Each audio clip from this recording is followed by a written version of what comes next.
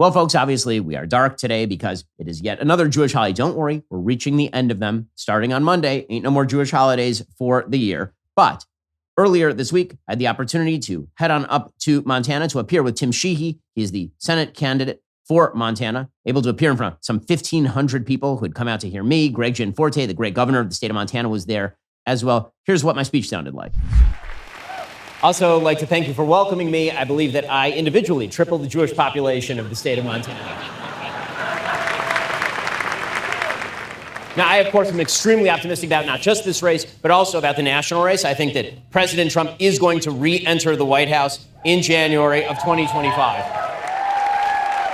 What's at stake here is not merely the trajectory of spending, which unfortunately has been not great under both parties. What's at stake here are fundamental values, fundamental American values. There is a civilizational battle going on. And it's not just a civilizational battle that's going on inside the state of Montana or even just in the United States. It's a Western civilization-wide battle that is going on right now. And this election is part of that battle. And I want to spell out the consequence of that battle and the stakes of that battle, because politics is all the stuff that we do on the surface. Values, that's the stuff that's the base of the iceberg. That's the stuff that actually life is made of. And politics is just a manifestation of those values. So what are the competing sets of values that we're talking about here? Well, the values that built this country, the values of the people of Montana, the values of the people of America, have always been what I call lion values, L-I-O-N, like the value of a lion. Okay, and that really breaks down into values like you take care of your community. You have a duty to your family. These duties have been inherited from your ancestors, and you owe them to your children, right? You have a duty to go to church and be part of your community. You have a duty to go out and earn. You have a duty to build. And what that means is that Americans have manifested these values in three main ways. One, as innovators and providers and entrepreneurs and pioneers, right? As people who go out and hunt. Okay, the people who cross the mountains to get to this place, to live in harsh environments and build places like Montana, these were not people who were like, where's my welfare check? These were people who left more secure places to go to less secure places through devastatingly difficult circumstances, through conditions that we would consider to be absolute abject poverty in order to build. These are people who create. These are entrepreneurs. Today, they'd be people like Elon Musk, who, of course, is campaigning for President Trump.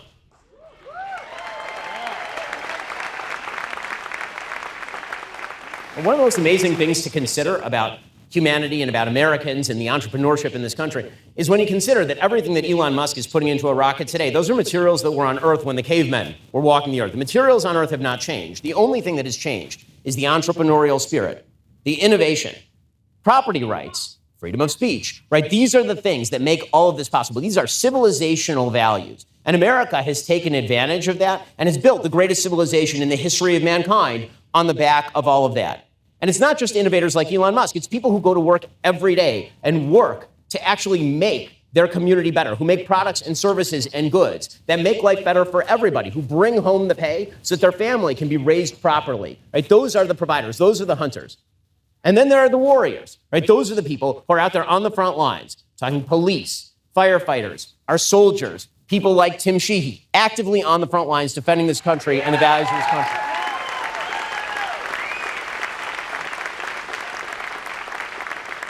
Those are the people who look at our civilization and realize that not everybody on the planet thinks the same way. In fact, there are a lot of people on the planet who think a very different way, and a worse way, because there are better ways to think and worse ways to think. There are better cultures and worse cultures. And it turns out that defending the better culture requires brave people on the front lines who are willing to do bad things in the night to protect their civilization. And we owe them our allegiance, we owe them our support, and we owe them our undying gratitude.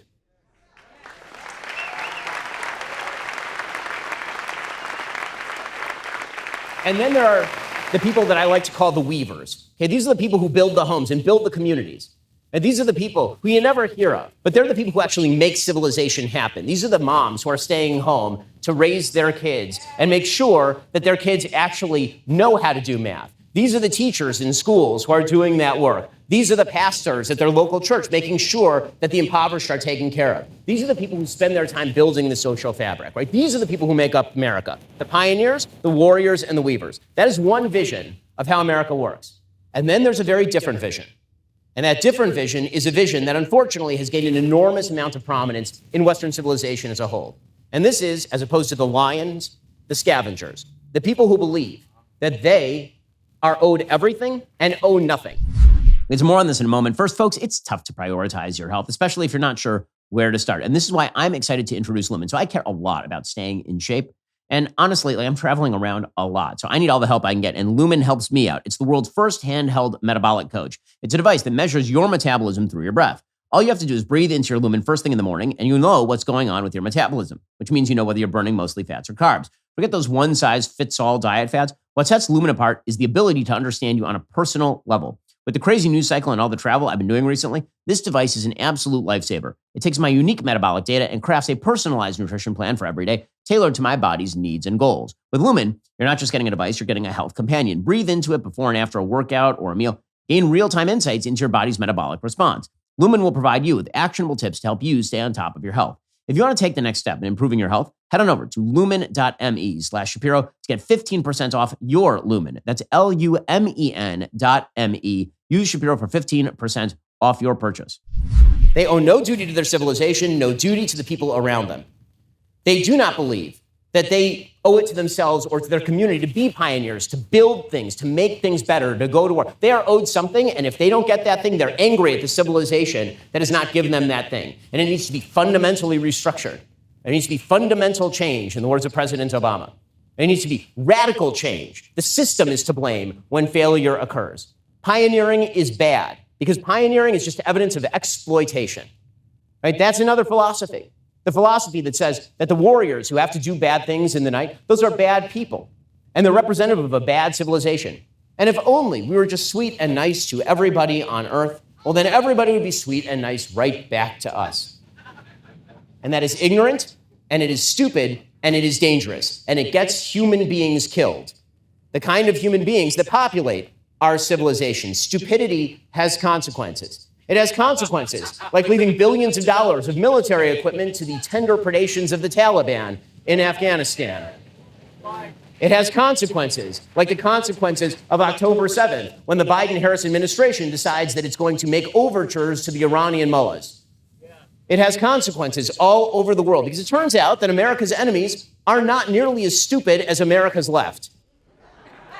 And they are perfectly willing to do terrible things.